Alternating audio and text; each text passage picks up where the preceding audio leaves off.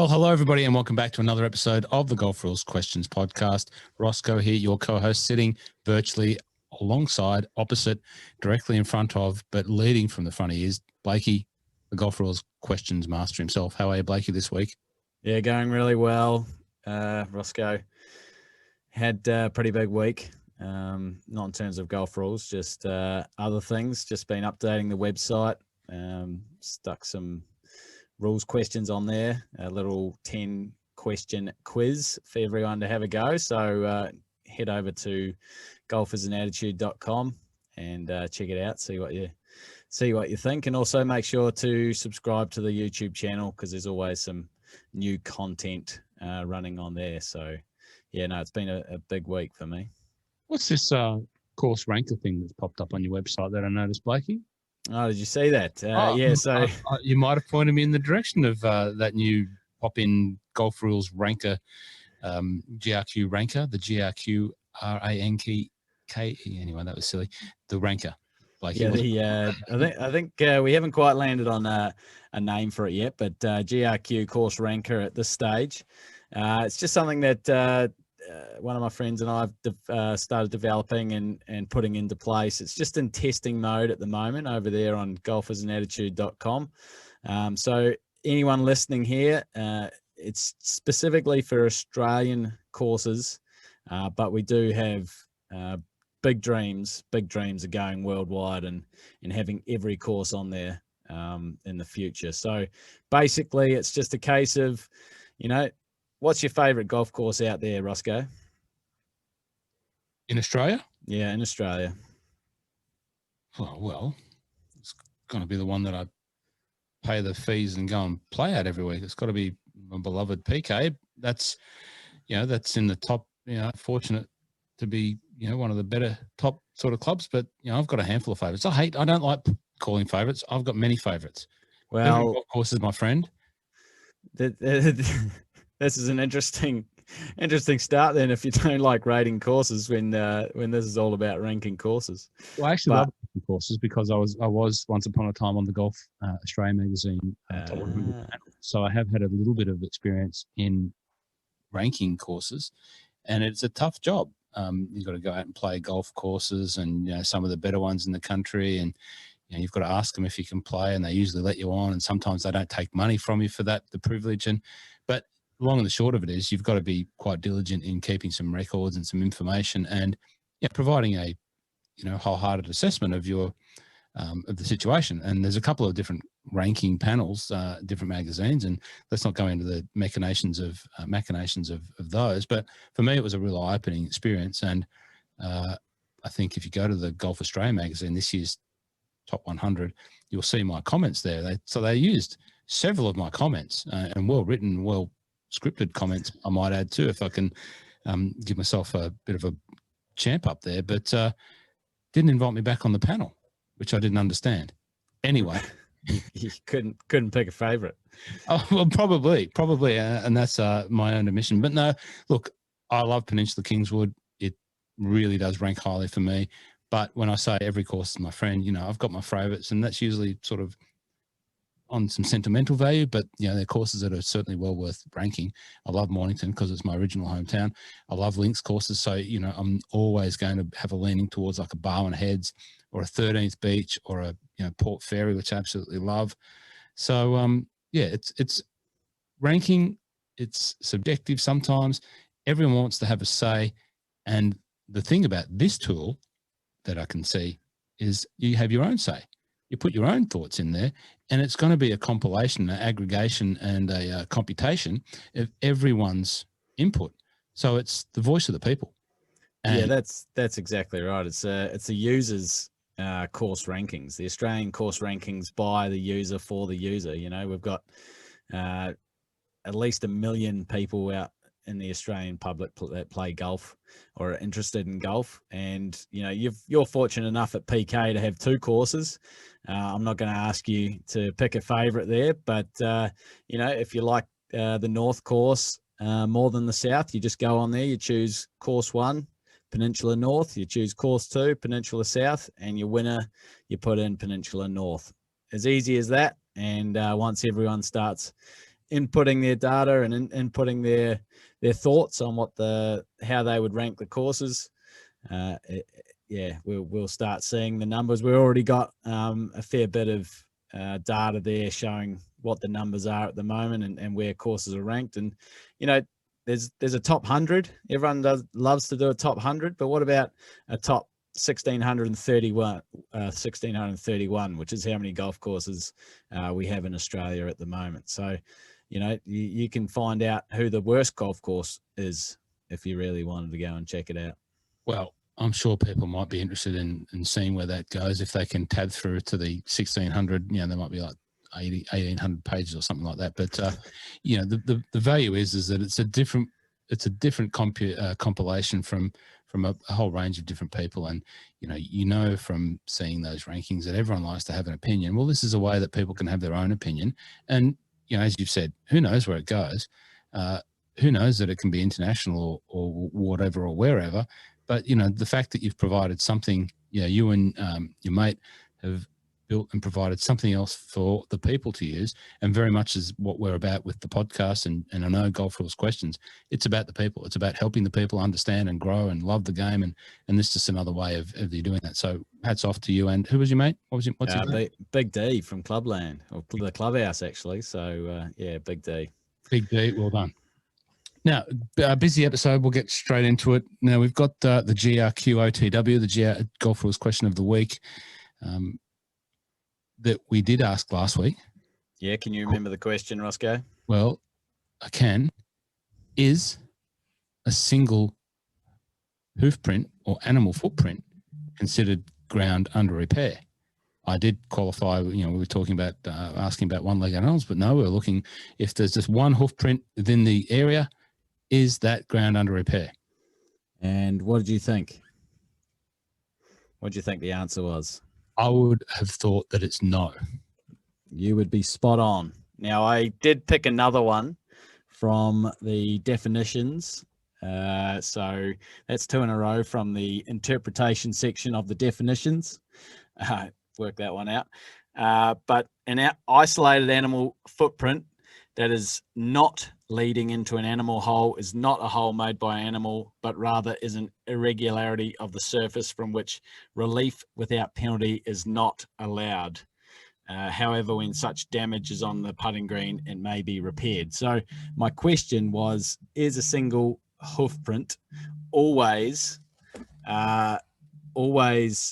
considered ground under repair? And it's not always considered ground under repair. It could be if it's leading, as it said, leading into an animal hole, but that doesn't mean it's always, because if it's just a walking across soft ground, as we talked about last week, and it's just one soft footprint, that doesn't make it ground under repair. If it's common, it's not abnormal to the, or it is abnormal to the golf course, then the committee can bring in a local rule saying that it's free relief, but I wouldn't, unless it was, in areas that really were causing a lot of imbroglios, situations. Very good. So I certainly wouldn't. It's part of playing golf, is just to accept the lie that you get. Was there a winner? Was there someone who picked the Golf Rules Question of the Week answer correctly? Yeah, there were a few winners, and I managed to pick one out of a hat, and that was Mr. Jerry Bauer. He's a regular contributor to the questions and other suggestions and comments from the podcast. So thank you very much, Jerry, and for your continued support. Jerry, we appreciate you. We appreciate your contribution, and thank you. And to everyone else, please feel free to jump on board and play these games, because it's just our way of having a bit of fun, but also bringing a new way of bringing some different information. So thank you, Jerry, and we look forward to getting your answers on a weekly basis. Now, this topic of this week's podcast, we're going to derive from some listeners' questions. Now, we've got a listener's question from Ian, or once again, a regular contributor, that we're going to play right now. If I can just bring that up and give me 35 seconds to do so, because my Yeah, so we've got a bit of a theme, and Ian started us off with this theme, and I have been wanting to do one since we started these podcasts, and because I know it's my favorite form of playing the game, and I think it might be yours as well. So I really wanted to talk more about what we're going to talk about in this episode. Hi, Roscoe and Blakey. Ian again. Blakey, I've got a curly one for you in match play. As a referee, if you've been called up to make a decision on a claim as opposed to just a decision, if you don't have enough information, can you, as a referee, declare the whole halved?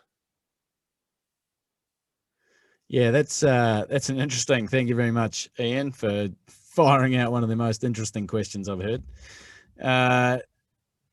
I will have to go back to you and say an example would be preferred, because I really can't, or I'm struggling to come up with an example. But so what Ian means by a claim is, so the theme of this episode will be match play. So what Ian means by a claim is, if Roscoe and I are playing golf and Roscoe doesn't like that I took relief for an embedded ball in the rough, okay? He thinks, no, the committee have, that's not a rule, or the committee have said that you can't do that. They made a local rule. And I think, no, I haven't heard anything. So I'm going to continue playing. Roscoe goes, I'm going to make a claim. And we get to the end of the hole, can't work out who won because Roscoe thinks he's won because I played from the wrong place. Get a referee over. The referee finds out the information, but we're a bit vague on what we provide. Can he then say, okay, that's not enough information for me, it's going to be a half? In that situation, no. You find out the information, and you find out as much information as you can, and then you make a decision.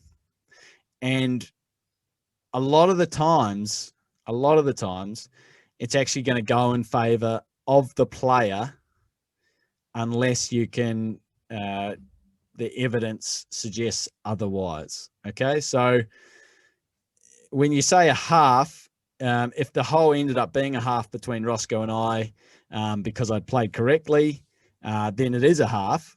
But if you're suggesting that, okay, I'm not sure how this going to work out, let's just call it a half and move on to the next hole, that's not right. You need to work out who won the hole or who lost the hole, or whether it was a valid half from the information. And if the information isn't there to make that call, then you go with whatever the ended up score being, if the player, assuming that the player played correctly. Does that make sense, Roscoe? There's a little bit to unpack. Yeah, I know. But I think it makes sense to me, in listening here. So you're saying if the score was guy with embedded ball won the hole, and the opponent said, no, that wasn't correct. it's now you've lost the hole, or it was, it's a half. What was he claiming? Was he claiming a half? If you took relief, and it was, and you weren't correct. You weren't supposed to. You'd played from a wrong place. Yeah, that would be a loss of hole straight away. Yep. So, but the referee comes along and says, no, the guy who took relief was actually correct. So the result to him stands. Yep. Or the result of a half stands. Exactly. Yeah. And you would go that way. You wouldn't just say, okay, I don't know, half. You'd more likely to say, I don't know, I can't work it out from the evidence. Whatever the player who was involved in the shot did is correct. and that's how you'd go with it. Obviously, an awkward one for an umpire, referee, to be party to when they don't have the situation there in front of them to adjudicate on. But like any form of umpiring, referees, etc., you're there to make a decision. You have to weigh it up on the best information that you have at the time. The players have to acknowledge the fact that, he wasn't there when it happened. And this is just, he said, she said, this is not a legal sort of discussion, but, he is using his knowledge and he's been empowered to use his knowledge to make a decision. And that's what he's there to do. So once he's made that decision, both players got to respect it and move on. Yeah. He or she, as referees, can be women as well. No, but that I've never actually said this in our previous 13 episodes, but luckily they've changed it in the book so far. But did you know before 2019, it was one gender? How do you say a pronoun? It was always he. The player was always he. And what that meant, they actually had an excerpt at the start and said he means he and she, or he or she. But now they have taken out just he and put he or she. I reckon they should have put they, but many English teachers would probably tell me otherwise. But here's a question off the cuff for you, Roscoe. Jeepers wipers. Yeah, you'll be right. You'll be right. How about this one? And I've actually had this one come to me via email, phone call, whatever. Okay, you've got two players at the end of 18 holes. One states that he won up, and the other states that she and he had a half. Okay, so this player B thinks that they had a half. After 18 holes, they had a half, and player A thinks that he won up. What does the referee determine then? Yeah, it's a good one. It's happened, and it's come to me, and I'm like, get out of here. Because I don't think everyone, when they play match play, it's just match play, they'd necessarily keep a card. I always used to keep, a record on my own on a card. I don't know. I can't even fathom what would happen. So they're both making a claim. Yeah, that's right. And so the referee would come up, and this is actually where you're not calling it a half, but the referee, and this is under Section 6C, brackets 9 of the committee procedures, if the referee can't determine what the actual match score is after or when it's finished, cancel that round and start again, boys or girls, or boys and girls. So start again. Would the process be would they have the opportunity to backtrack over their score and go, no, we won absolutely no, we won that hole, you won, okay. Spot on. You'd go, and then there's more to that as well, because if you accepted, after the 16th hole, if they both said, we were, if they hadn't talked for 18 holes, then that might happen. But if they talked after 16 and said, we're both halved here, so you'd only have to go back to the 17th or 18th. And but for this actually brings up another sort of point. Are you like a person that holds on to the score, that knows all the scores? I'm sure you talk with Jamie in your mental mastery podcast about this, but do you know the score, like know how many shots every time? Are you one of those people? For myself personally, playing stroke play at the time, yes.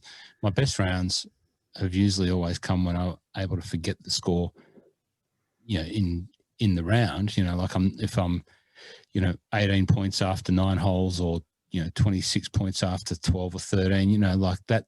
My best scores have come when that's not as cognizant for me. I'm just playing on each shot. But no, I'm always I never get to the end of the hole and go, I don't have a 4 or a 5 or a 6 or a 7 there. No, but I can give you an example of more relevant to match play. Probably one of the most embarrassing moments, other than a couple of embarrassing defeats, one at home turf on Mornington where I got beat after being 4 up after 9. That's another story. But we were playing out at Warburton, and I can't remember who we were playing against, but playing against a nice fellow. We didn't really have much in common, weren't really chatting too much. We just wanted to get it done. It wasn't great weather. You can imagine that in Warburton. It was, early spring. It was a bit cold and moist and wet. And anyway, we got it done. We're getting it done. And I got to the 17th and I won the hole. And I walked up to my playing opponent, stuck my hand out. Thanks, mate. Really good. Appreciate the round. And he looks at me back and going, what are you doing, mate? I said, well, thanks, mate. Appreciate it. I was claiming the win. He said, that just gets us back to square. No, he said, no, it wasn't square. He said, that's just one up. We've still got a hole to go. Oh, okay. Sorry. I had to move to the next hole. So I just won and got got it to one up, not two up as I thought it was, 2 and 1. But anyway, that was pretty embarrassing. I've got, I can't remember one like that I've done, but I've got another one where we're playing at Latrobe actually. I think I duffed the chip on the 7th hole at Latrobe, little short par 4, and I'd sort of hit like a 3-wood, fluffed a pitch shot over the back, fluffed the chip shot or something.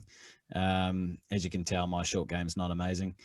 And then I've holed this snake from off the green and got just for a par, and it's actually ended up getting me a half, but it felt like a win. And I think I was 1 up, and then I'd hold this putt just for a half, and so I was still 1 up, and I felt like I was in the box seat. It was awesome. Walked up to the tee, put my ball in on the tee, teed off with a 3-iron. The other bloke walks up there, tees off, and then one of my teammates comes up and said, why'd you tee off first? It was the other bloke's honor. And I was like, what? He goes, well, you didn't win that hole, did you? And I go, no. And he goes, and he teed off first on the last hole. And I said, oh yeah. And then so I said to the guy, I've teed off, I've taken your honor. You can either have me hit that shot again, or we just keep walking. Now I didn't have to say anything, but it just blew me. I was like, oh, what am I doing? I just played out of order. So the guy goes, oh yep, sure, hit it again. Hit another, no penalty, match play. So I hit another one, hit it within about 4 meters of the other one, and I think I ended up losing that hole, but it was nothing. It was not because of the tee shot. But yeah, that was a strange one. Pumped up, took the honor, just walked up the tee, thought I was first off, and yeah, actually I wasn't. My moment of cockiness when I, canted the head to the side, stuck the hand out. So, yeah, thanks, mate. Yeah, appreciate it. All it did was put more pressure on me because it was 1 up with 1 hole to play. So, yeah.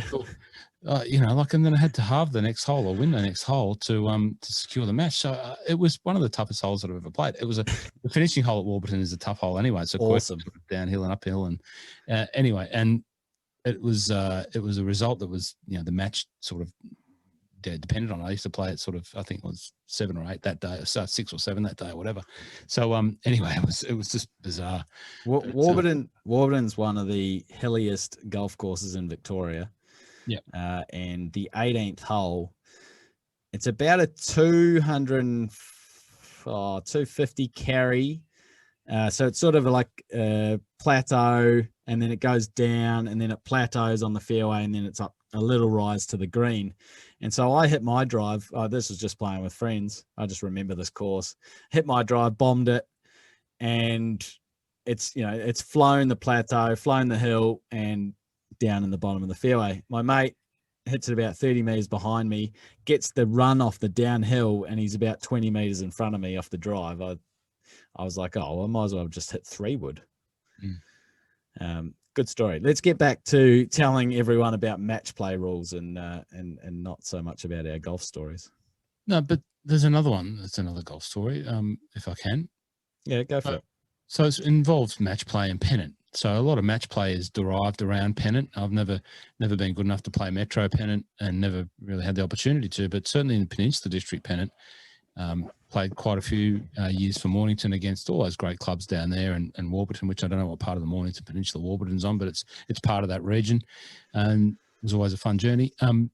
But I remember playing at Berwick Montuna, and I was playing against Rosebud, playing against a fellow by the name of Matt, and I was 3 down with 3 to play.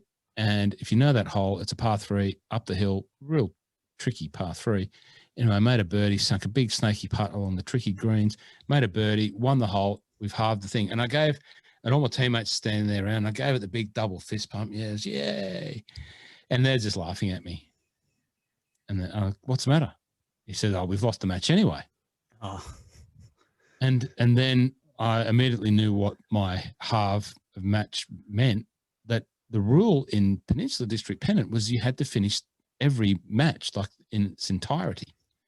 So off we had to go again. So a match that our team had lost, but I had to finish and get a result in my match, which then, of course, I didn't want to lose, and I ultimately ended up losing. But I had to go down to the furthest point of the course to play another 3 holes to get beat by missing a 3-footer to then walk all the way back to still lose. Yeah, Why is that?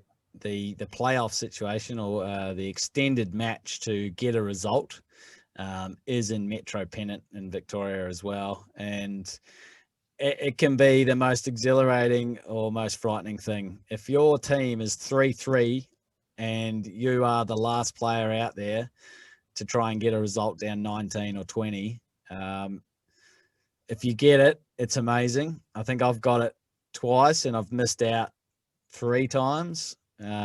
Missing out sucks, but getting it is unbelievable. I wouldn't have it any other way. I love that whole playoff situation. Yeah, no, I respect and appreciate it. It's just, you know, like after giving the double cobras on the ground, and then all the boys laughing at me, and they've all got a beer in their hand, and off you go down the hill and out the corner and down. Did they go with you? No, did they help? Oh, I bet you if it was 3-3, I was the team driver, you know, or half the team driver, so they didn't care. That was more drinking time for them. If it was 3-3, they would have gone with you. And I love the guys at Mornington, and it was probably one of the best periods of golfing in my life. It was a lot of fun in a team environment. And that's the other thing about match play and Pennant. You know, you really are the only time you can play in a team environment. A lot of camaraderie, that whole communication between teams and caddies and managers, and you know, you've got to get this, and it really does put that competitive pressure on you that you really crave in golf sometimes after playing, you know, other team sports. So it's great fun. If you ever get the chance to do it, I highly recommend it, and it's something to be proud of representing your club. Yeah, well, that's a funny situation there you're talking about, because I come over here and, you know, match play is really not that many opportunities to play match play. You know, there's this pennant situation, and usually there's like the captain's trophy in the club where you can play match play. But when I was growing up in New Zealand, there was a lot of handicap match play. So the club might have, you know, instead of calling it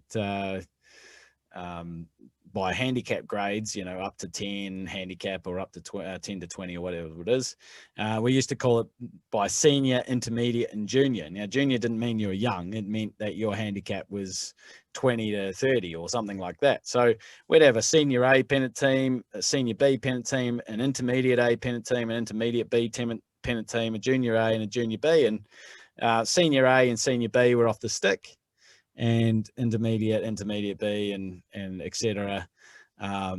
They were handicap pennant. So you'd be giving shots or receiving shots. So people loved pennant, and they'd play it even if they were off a 15 handicap. Yeah. It's just such a great, you know, that there's two. So this sort of brings us to our part of our match play theme is, you know, there's 2 types of competitions. One's match play and one's stroke play. Stroke play, you're basically playing against everyone in the field. There could be a minimum of 1 person in a competition, or you could have, you know, 100, 200, 300 people in a competition. Whereas match play, you're playing in the same group. You get to see every shot of your opponent or opponents if you're playing in a 4-ball. So that's the biggest difference. With match play, you have a direct opponent, okay, or opponents. Whereas stroke play, Roscoe, you could be teeing off at 7:30 in the morning, finish your round, be in the bar, and I'm just teeing off at 12:30, and we're playing in the same competition. That is not the same in match play. So what else can we cover off in terms of match play? So you're looking at, that was one of the great things, so you've got to watch each other's play, and there's always that pressure of, hitting first and the honour and hitting second, and who was long. And in terms of the match play in the Pennant tide, like you had team orders, not team orders, but, like you stacked your team, if you knew the team you were playing against, you could reverse the order, try and, trick the other team to thinking that they're going to put the best player out first and vice versa and all that sort of thing. So always a lot of gamesmanship in that. But just in the clubland match play, like you might have the captain's trophy, which might be the annual sort of handicap match play. So there is most clubs will have a handicap match play, and then most clubs will have a stroke off the stick match play. And you might have a match play champion, and they're guys that might have a qualifying competition, and you qualify for the match play, and then you get seeded and ranked, and then the top 8 in the club will go and play each other over a series of weekends. That's always good fun, because you might get to beat one of your lower handicapped playing contemporaries and earn some bragging rights. That was always enjoyable.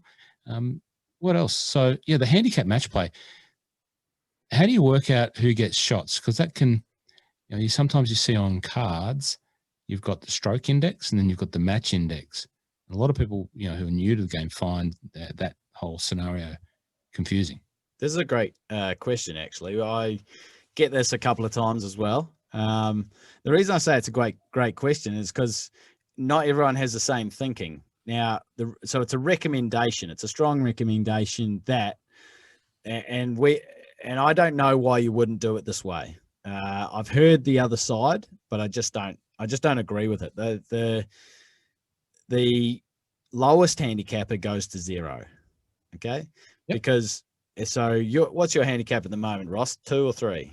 3.5. So let's say it's 4. Let's say 4, and my handicap at Peninsula I think is 9. So you're giving me 5 shots. Now, why would you give me shots on 5, 6, 7, 8, 9 when I'm going to find it harder to play 1, 2, 3, 4, 5?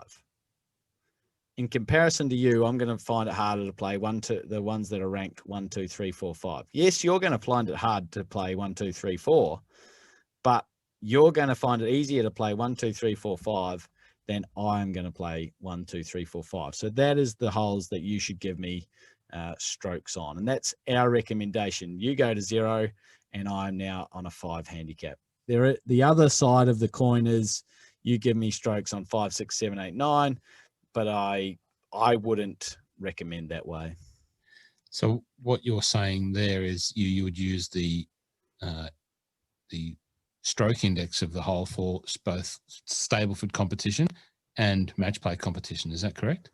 Yeah, there is a match play card or match play index, sorry, that you can adopt that Golf Australia came out with a fair few years ago. I don't mind it.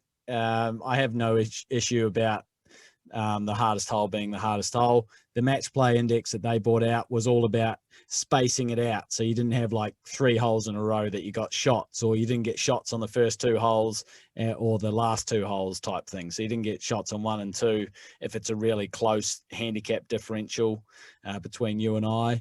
And you didn't get shots on holes 17, 18. So you sort of got to use this. If I got 5 shots, I'd basically have used them up by hole 15. So I got my allotment of shots and didn't get to use them around 17, 18, or if there were playoff holes for 1 or 2.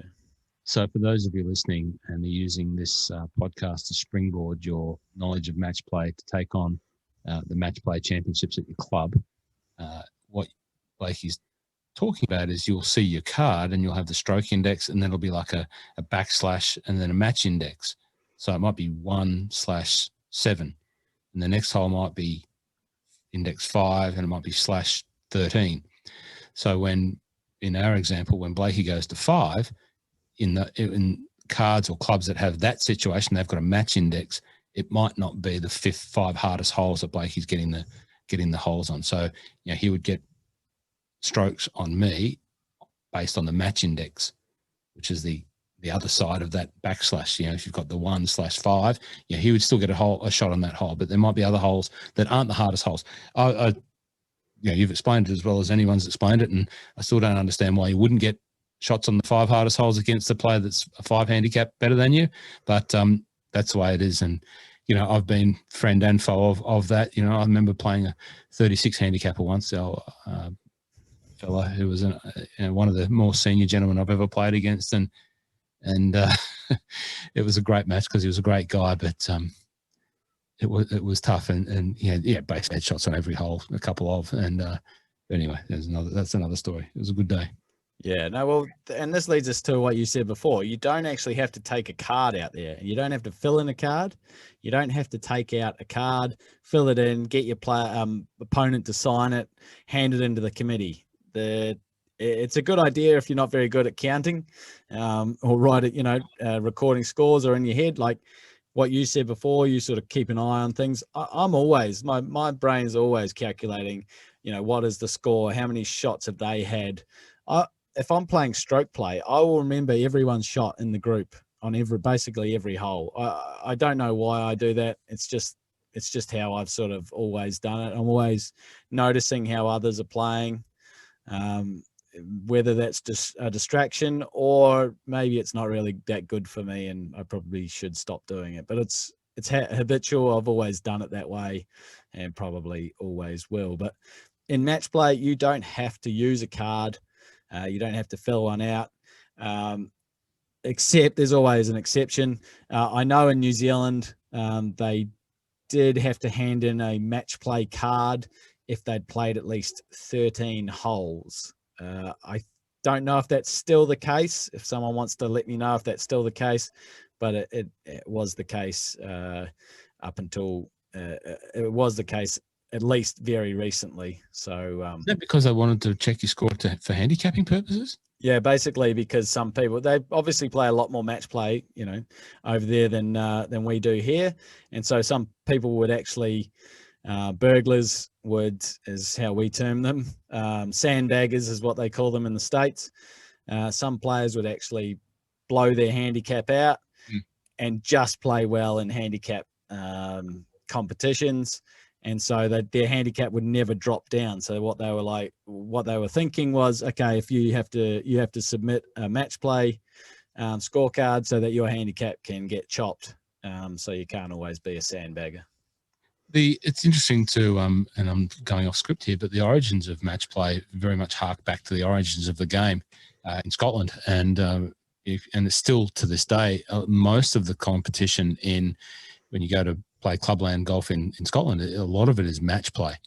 And, it's one of the reasons why they play so quick. They can do 3-hour rounds and it's, they just love it. They just love playing matches against each other, and part of the club competition, they might play for a quid or two between each other. But, you will find a lot of match play in the UK and in Scotland.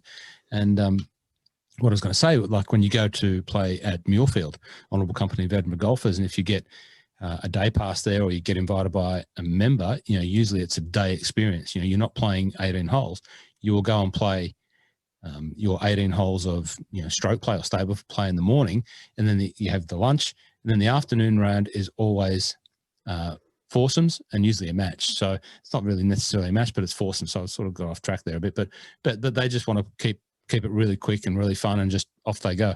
So, you'll find that all across Scotland, and that's where match play sort of comes from. The original players, professional golf was always usually match play. Yeah, well, we do know that the strong ties for Scotland to New Zealand, especially down the deep south, so that's why that match play would have had such a strong, connection down there. The point that I found interesting about keeping a card, I get the burglars part, but in match play, you can concede putts, you can concede holes, you can make concessions for pretty much anything. So that's strange that they still want to keep a score. But, I can give you, and that's not uncommon in match play, is for me to, go out in the first match and give someone the first 3 holes worth of, 3 to 4 feet of putts, just trying to lull them into, a bit of gamesmanship again, into a false sense of security. Like you want to put your opponent under pressure at a time when you think you can take advantage of it. So, if you can give them and not let them have that experience of putting a short putt, 3-footer, 3-footer, 3-footer, they haven't holed one by the time they get to the 4th hole when, you've got a position of advantage. That's part of the gamesmanship. So in golf, you haven't hold the putt, so you can't count the score, right? Yes. There are, with the World Handicap system, there are some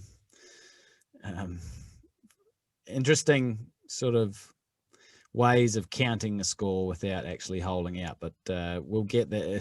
Getting into the World Handicap system, that's definitely another episode for itself. But if someone can tell me from New Zealand whether that is still the case, that you have to hand in a scorecard in match play, please shout out, let us know. Now, what are the other quirky situations in match play that you have to be aware of and adhere to? Yeah, so we touched on one before, and that is a case of you have a direct opponent, so there's always a order of play. And so the person who obviously won the coin flip, or who has their name first on the draw, however the committee have decided, that they have the honor for that first tee. They tee off, the next person tees off, and then after that, once the ball is in play, it's whoever is furthest away from the hole that plays first. And it's always their option to play first. If they don't want to play first, say they need to go and see a man about a dog, and they just say to their opponent, you go first, that opponent can say, yeah, okay, I'll go, save pace of play, or no, I'm going to wait and see that you play first. So there is an honor in match play. There is a order of play in match play, and it's basically held up unless the two sides agree because of just to save time on the pace of play. Yeah, and furthest from the hole always has to play, and that is included when you get up near the green. So, if you are closer to the pin, but not off the green, and your opponent is on the green but further away from the hole, it's not unusual for that. Not unusual; it's most usual that the furthest away from the hole will play first, even if you're not putting yet. Yeah, and this is a good change that's come in 2019.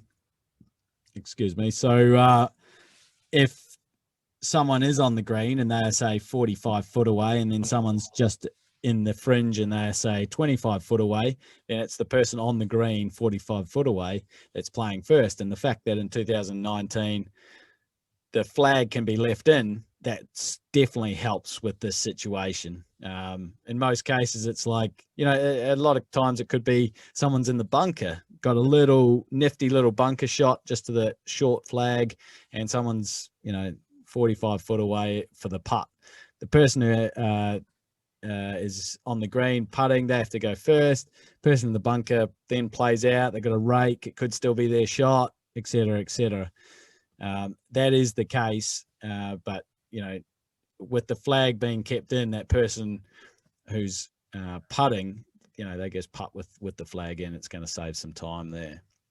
So the other thing about match play, you got the direct opponent, and therefore you can concede shots. You can concede. You said it before. You can give a gimme. You can give a 2-footer. You can not give it a shot. You can give a chip shot. You can hit one off the tee, hit another one off the tee because that one went out of bounds, hit another one off the tee because both of those went out of bounds.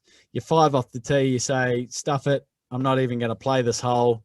Let's walk to the next tee. So you can concede a hole, and, you can concede a match as well, Roscoe. So I'm a bit of a fair weather golfer, don't really like getting out in the rain. We turn up on a Saturday, see that it's going to pour down, and you look like you're ready. You got your wet weather gear on, and you're ready to go. And I just say, look, it's your match, mate. I'm not going out in that.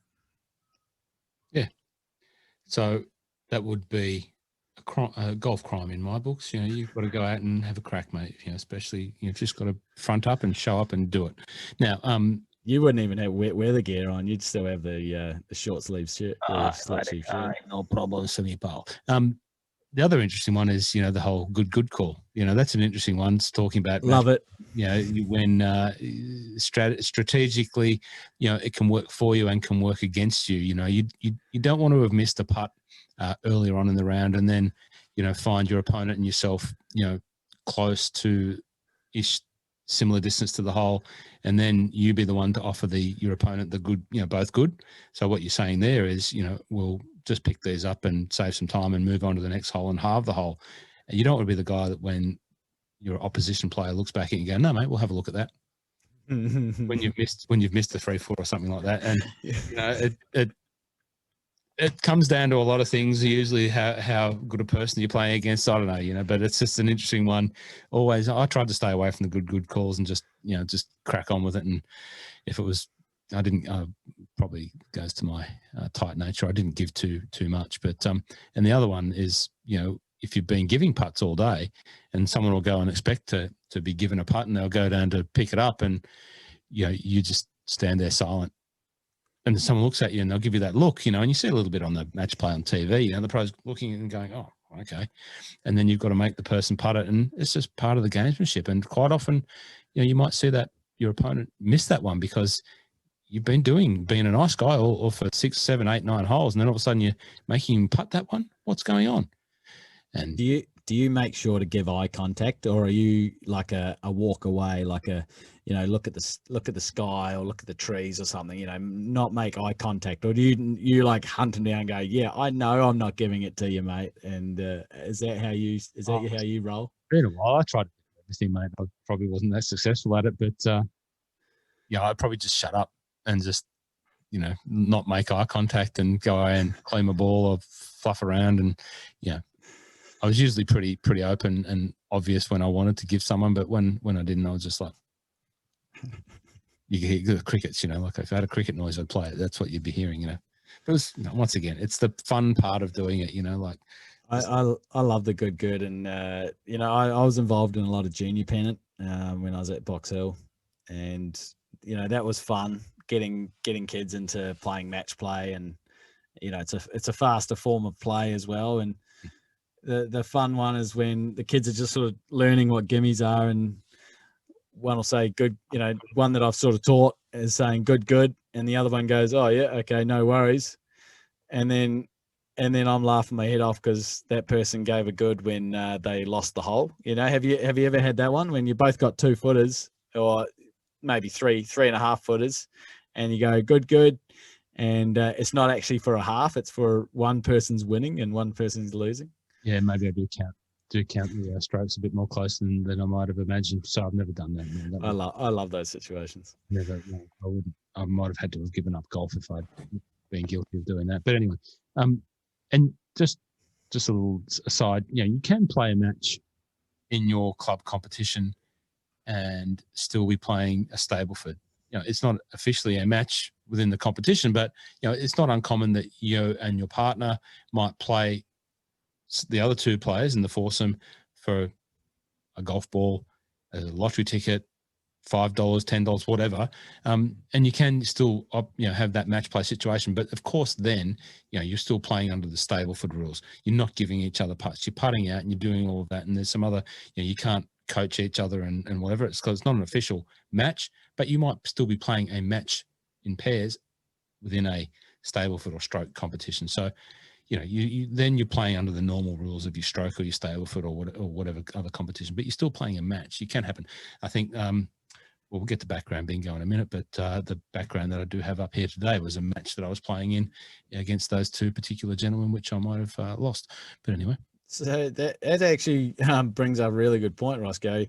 If you're playing a match, or say you're playing stroke play, your Stableford or par or your stroke game, off the stick, you're not permitted, or you weren't permitted to play match play at the same time until they made a change in 1 January 2019, where they allow in section 11 of the section 6C11 or 6C12 of the committee procedures, where you can play match play and stroke play at the same time. This is official competitions, as long as you do play under stroke play rules. That was a change that they brought in 1 January 2019. But just to your point, people go out, we say that they don't play matches that much anymore, but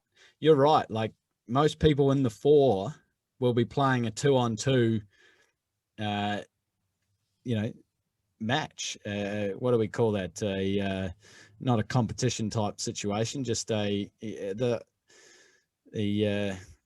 just play an informal. Sorry, that's the word I'm looking for. An informal match where it's just, you're playing for whoever's going to buy the drinks. And I think last time we played, we were opposite each other, and your team beat us. Yeah, I played horribly. When you play in that situation at Mornington Golf Club, it's not informal. It's less anything far from informal. It's very, very serious. And sometimes you might get a match within your competition that's a significant investment. Let's just say that much, because they play other games. They call it presents, and some people call it biscuits and digits and whatever. And they're all different types of things. And it's just a money game. We at Berrigara we play for points as well. So it's you get points if you have birdies, you get points if you hit the greens on the par 3, and whoever's closest, you get points for chip-ins. So you could halve the hole with a birdie, but then the other person chipped in, had a birdie, and it was a par 3, so they were closest to the hole, so they actually ended up getting 2 more points than you got. So yeah, it's interesting how sort of those informal games that people play. Have you ever played the game Second Ball Counts? Not in recent times. So yeah, but so you're basically playing. It's a 4-ball, right? So it's a 4-ball, and whoever has the best score, that team wins. But yes.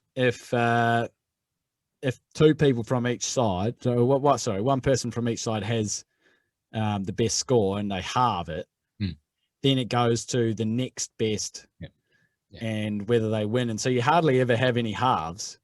You have a lot of wins and a lot of losses. And the best thing about it is you can have this, what we call a double whammy.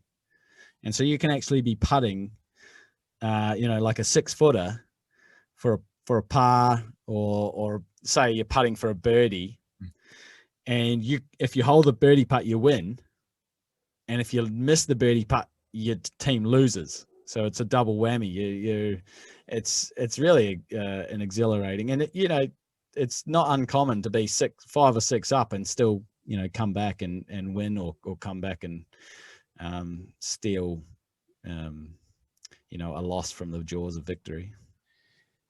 Some people love playing golf, their Saturday golf that way, and they can't really function without doing that in a competitive sense. And some people don't care for it. And, in some clubs you have to work out sort of, where you are and how you like to play, and do you want to get involved in that, and do you not want to get involved in that, and, choose where you play and who you play with, and find your sort of group. So, there's always a spot for you in any competition timesheet. And, don't ever think that you have to go and join in and play with people that want to play for money, or want to gamble, or want to do that sort of thing. Like you're your own you, and you go out and play how you want to play.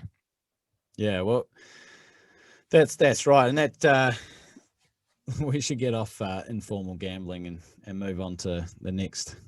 Yeah, well, let's scoot through the rest of these rules that are relevant. So different types of penalties. So most 1-stroke penalties are applicable in match play and stroke play. Okay, I say most. There will be a difference a couple of times, but most.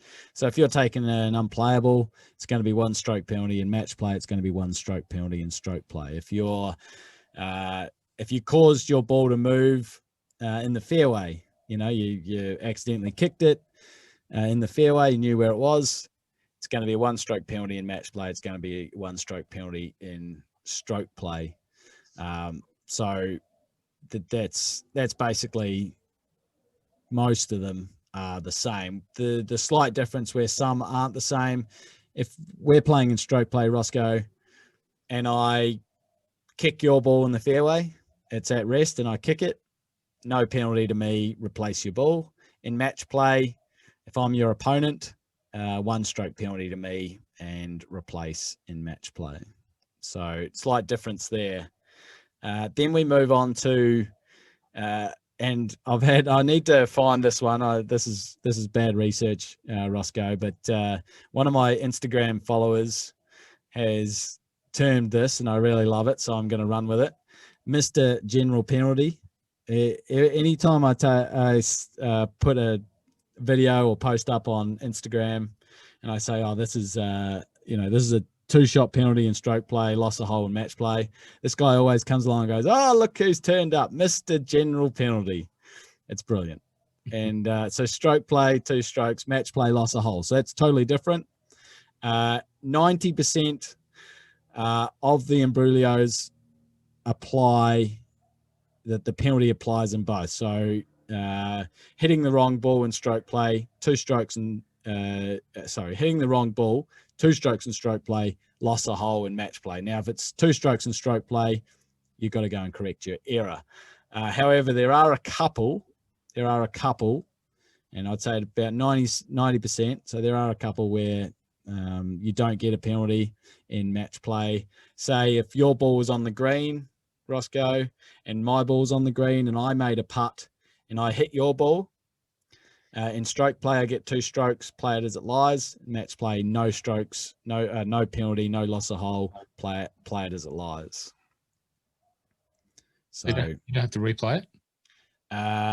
No, that is one of the exceptions under 11.1, where if you hit a ball or an intended flag stick, then you just play it as it lies. Mm-hmm. Okay. All right. Now, we talked about it before, and this is probably one of those situations where people just really don't understand. In stroke play, it's easy. If you get a stroke penalty, you just add it to your score, right? Right. In match play, and I sort of talked about this with the embedded ball, if you're not sure if someone's made a breach and you think it's a loss of hole, then you have to make a claim. Okay? Mm-hmm. Now, if you make a claim and I don't think you're right, I just continue playing, and then we ask someone, and committee or referee, and they tell us what the actual score is. I don't just agree with you and we walk to the next tee unless I actually do agree with you. Okay, so you make a claim. If you make a claim, that doesn't mean you're right. I continue play if I don't think you're right. If I do think you're right, I agree with you, and we go to the next tee because it's a loss of hole. Or, it could be a 1-shot penalty and we carry on, and I just add that 1-shot penalty to my score. Now, this is something that certainly pops up in Pennant a lot. Have you ever had to make a claim or had a claim made against you? Or have you been able to work it out then and there and go, yeah, he's right or she's right or whatever? Only once, and I think it was actually wrong. But well, we didn't have an umpire. We just used our own interpretation, and I think the person I was making the claim against, their team asked another person on their team on another hole. I think we talked about it once upon a time. Their equipment blew into the bunker. Oh yes, yep. And fell over. Yep. And I questioned. I said, "Is that actually permitted in match play?" I just basically said that. Can that happen? I was sort of trying to cast a shadow of a doubt, and they went away and asked, and they said, probably not. So yeah, your hole. So I took the hole and subsequently got beat. But yeah, that's the only time that I can ever remember. We had a slow play issue once, and that just turned into a bit of a farce. But nothing other than that. So that brings us to another good point. So the rules must be abided by. And in stroke play, if you find out that you've breached a rule, then the penalty is added to your score afterwards, or the committee could disqualify you if it's a serious breach. Whereas in match play, they must be abided by. But if actually neither of the players know the rules, then in most cases the outcome will just sit as it lies. That is how it falls. The outcome how it falls. Okay, so if you and I don't know that it's 1 club length free drop for a ball that's on a cart path, and we think it's a 3 club length drop for a ball that's on the cart path, and we play that all the way around the course when we're playing our match. we don't get penalised for not abiding by the rules. We're just laughed at for being stupid. Yeah. Right. So, but if we knew that it was only 1 club length, or if we knew that there was no preferred lies on the course, however, we agreed between the two of us, we're going to play preferred lies today, then we'd be disqualified by the committee for not abiding by the rules of the game. Blakey, anything else that we need to touch on in match play? I think we've, in all of those conversation situations and scenarios, we've covered off a fair bit of match play related stuff. No, we've chewed off a big part, and I'd say that we probably need to do a part 2. So we will come back to that, and I'd love to hear the questions that we get from a few of these situations that we've asked today. So guys, if you've got any questions around match play, definitely shout out, and we'll follow through and go through a few more. So, I've loved the stories that Roscoe's brought up about match play as well. So we might get a few more of those. Yeah, well, I'm just figuring if I've got, a couple of scenarios, the people out there have got many more scenarios than me because they played much more match play and varied in different conditions. So drop onto Anchor there and leave a message there, or send Blakey a voice message on his Instagram, or wherever you want to get in touch. Send an email, whatever way. It'd be great to hear some of those scenarios that you've been involved with directly, funny, factual, or otherwise. Just tell us, because it's everyone loves to hear someone else's story about golf. We know that as fact. Yeah, well, definitely send us an email and ask any query that you want, and also send us an email and tell us what you think the background bingo is, which I'm leading into. Take it away, Roscoe. Yeah, absolutely. Send us an email. And sorry, before we get to background bingo, thank you for Webbo for your email too, mate. I know you'll be listening. And Webbo told us a little bit more insight into who Webbo is. He didn't get offended by us shortening and abbreviating his name to the Australian version of his name, and now being referred to as Webbo. So Webbo, thanks for your email. I appreciated that. I felt a little bit more relieved, and I'm glad that we're on the same terms now, and I look forward to seeing you one day over in your part of the land. Now, Ivers. Sorry, go on. I haven't thought of an Iver, but we didn't have an Iver. Yeah, sorry. Well, no, I think we probably did, but I think other people need to pick them up, because we might miss it. We say that many Ivers, I think we can't even pick them up every week. But I was just thinking, if we're calling Webbo, and Ian McMillan is a constant contributor to this podcast, he definitely has to be Macca, doesn't he? Yeah, that's easy. That's a no-brainer, Macca. I mean, that's how it works. So thank you for your question today, Macca. It obviously stemmed a almost hour-long podcast. I wonder if Macca is actually a Macca. We've heard his voice a number of times now. I think it's an MC. Yeah, I wonder if he's actually a Macca down at the club on a Saturday morning when he's sitting off at 7:58. I wonder if he's g'day, Macca, how you going? Next to the tee, Macca. Next to the tee. There's my. I'm glad you tried it. There's your Ivor. There's my Ivor impersonation. Right, background bingo. Dun, dun, dun. So I'll go to my background first. Of last week, my background was the 17th hole on my home course of Peninsula Kingswood. We used that one there because we referenced that for the internal out of bounds. So it's the 17th North Peninsula Kingswood, probably one of my favourite holes. It got remodelled quite substantially in a previous makeover, but now the work that Mike Cocking's done on there, you can see that bunker face if you go back and have a look. Really challenges you for the longer hitter to be able to carry that or not. Wonderful hole. Wonderful hole. I love it. And did someone pick that? No one actually. Oh, actually, someone had a shotgun fire at it, and I had to say no. Okay. Because they just basically rattled off every sandbelt course until they hit it, but I wasn't going to accept that. That was Peninsula Kingswood North 17th. Beautiful hole. Now mine was Terrace Downs, another South Island of New Zealand golf course, not too far away from the city hub of Christchurch, probably about an hour and 10 drive, right beside, I'm going to get this wrong, right beside the Rakaya. Dad, if you're listening, can you tell me if it's the Rakaya or the Rangitata? Anyway, it's an absolutely superb spot, surrounded by no one, lots of New Zealand wilderness and mountains. So beautiful spot there. Anyone picked that? No. Oh, I think Dad did, but yeah, family and friends are disqualified from. That's right. Qualify, not disqualified. That's thanks, Mr. Blake. Yeah, thanks, Mr. Blake. But yeah, Mr. Blake, you're not in the draw for the TaylorMade Tour Response official logo golf balls that we will choose to give out at our discretion. But you're running for those, which Blakey will actually show everyone the balls at one stage. But beautiful TaylorMade Tour Response, and I'll lead into. You can see the bag behind me, a couple of TaylorMade bags. My background bingo this week, which is a real challenging one. I will have to give, and happy to give a few hints. It's back up in the Northern Hemisphere. It's in the Scottish Isles. And it is close to a course that I've had and featured on background bingo before. It's in Ayrshire.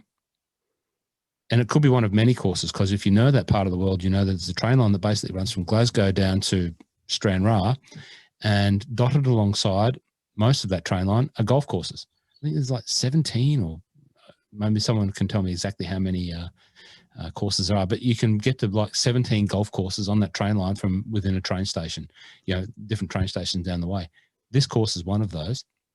It's on the, how am I going to describe it? It's on the inland side of the train line. So if you're familiar with Troon, you'll know that that's on one side of the train line. If you're familiar with Western Gales, so that's the course that it's not, it's on another side of the train line. Well, this is one of the courses on the other side of the train line.